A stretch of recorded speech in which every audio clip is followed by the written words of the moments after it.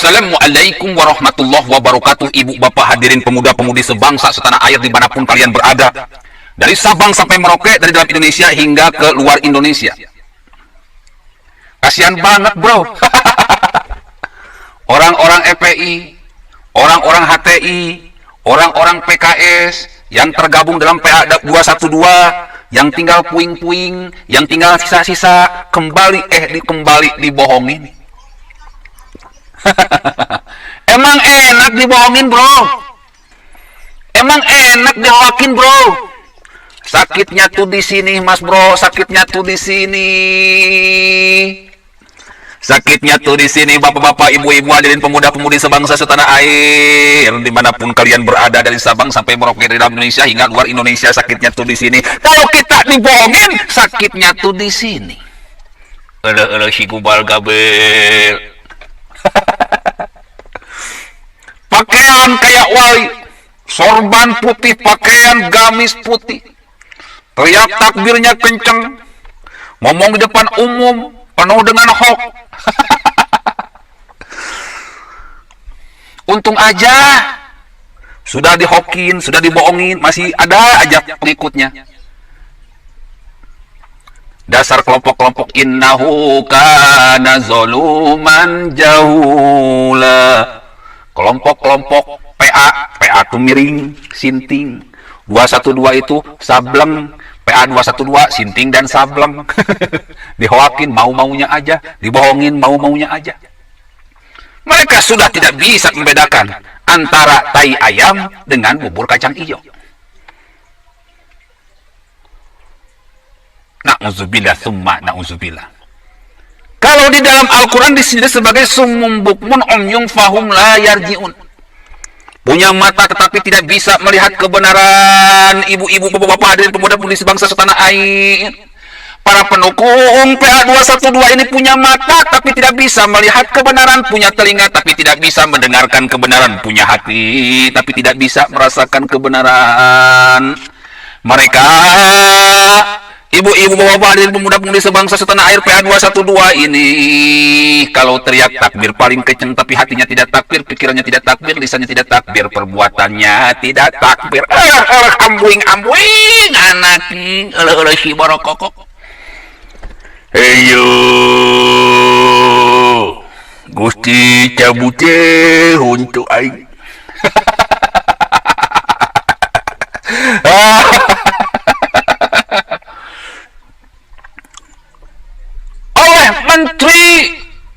Menteri duta besar Arab Saudi, namanya kebetulan sama Pak Agus.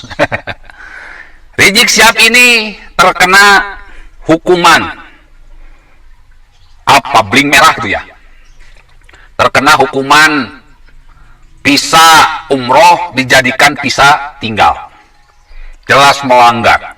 Akhirnya terkena tinta merah, pelanggaran berat, dendanya besar, gak bisa keluar dari Arab Saudi. Gak bisa keluar dari Arab Saudi. Jadi atas kasus ini jelas bukan Jokowi yang menzolimi Rizik Syihab, bukan pemerintah Indonesia yang menzolimi Rizik Syihab, tapi Rizik Syihab terkena getahnya sendiri, terkena kebodohannya sendiri. Visa umroh kok dijadikan visa tinggal. Wilujeng bae, monggo, selamat menikmati. Jadi hoax ya bro. Bapak-bapak, ibu-ibu, hadirin pemuda-pemudi sebangsa setanah air, hoax. Kabar bohong, hong. Kabar wadul, dul. Kalau Rizik Syihab akan datang ke Indonesia, di area yang terbuka, di depan jamaahnya yang cukup banyak, si borokokok nyebarkan hoax. Bahkan yang bikin saya kaget mas bro, ibu bro, bapak-bapak bro, adik-adikku sekalian bro, katanya kepulangan Rizik Syihab ini minta didukung, dilindungi oleh para mujahidin FPI. Ya ini katanya imam besar umat Islam. Sejak kapan umat Islam mengadakan pemilu untuk memilih imam besar? Sejak kapan? Kalau ngaku sih boleh, ngaku sih boleh, propaganda sih boleh, tapi malu-maluin sendiri, gak punya malu, gak punya akhlak, memproklamirkan diri sebagai imam besar umat Islam. Sejak kapan umat Islam di seluruh dunia menunjuk Habib Rizik Syihab sebagai imam besar? Sejak kapan? Emang seberapa tinggi ilmunya Habib Rizik Syihab ini? Emang seberapa mulia akhlaknya Rizik Syihab ini sehingga menjadi umat Islam seluruh dunia? Saya mah ketawa-ketawa aja, Mas Bro. Nabi Adam dipilih jadi nabi karena telah berhasil menjalankan perintah Allah Subhanahu wa taala, menghafalkan apa-apa yang ada di langit dan menghafalkan apa-apa yang ada di bumi. Bismillahirrahmanirrahim. Wa idh qulna lil malaikati isjudu li Adam fasajadu illa iblis. Sehingga beliau dimuliakan, di mana para malaikat, para makhluk-makhluk Allah yang lain, bahkan iblis disuruh tunduk dan patuh kepada Nabi Adam. Malaikat memuliakan Nabi Adam, gunung memuliakan Nabi Adam, laut memuliakan Nabi Adam, apa yang ada di langit dan apa yang ada di bumi semuanya memuliakan Nabi Adam karena kehebatan otaknya, mampu menghafalkan rahasia yang ada di langit dan yang ada di bumi. Illa iblis, kecuali iblis yang tidak mau mengakui. Ini kehebatan Nabi Adam. Lalu Nabi Ibrahim diuji dengan kesabarannya, tidak mempunyai anak sampai hari tua. Ketika sudah punya anak, yaitu Ismail disuruh disembelih. Ujian bahwa Ibrahim lebih cinta kepada Tuhannya daripada cinta kepada anaknya. Dan akhirnya Ibrahim membuktikan kalau dia lebih cinta kepada Tuhannya daripada anaknya. Lalu Ibrahim pun menyembelih Ismail, dan terus jadi keajaiban. Yang disembelih ternyata bukan Ismail, tetapi adalah seekor kambing. Inilah sejarah kurban di agama Islam. Lalu Nabi Yusuf memperoleh kenabian karena lolos dari godaan wanita. Wanita yang sangat cantik, cerita istri raja, permaisuri. Tetapi tidak menggoyahkan keimanan Nabi Yusuf. Dia lebih cinta kepada Allah daripada cinta kepada wanita. Nabi Sulaiman digoda dengan harta. Dia sudah membuktikan dia lebih mencintai Allah daripada cinta kepada harta. Sedangkan Rizik Syihab baru digoda sama Pirsa Hussein, udah klepek, gagal, Mas Bro. Gagal, gatot gagal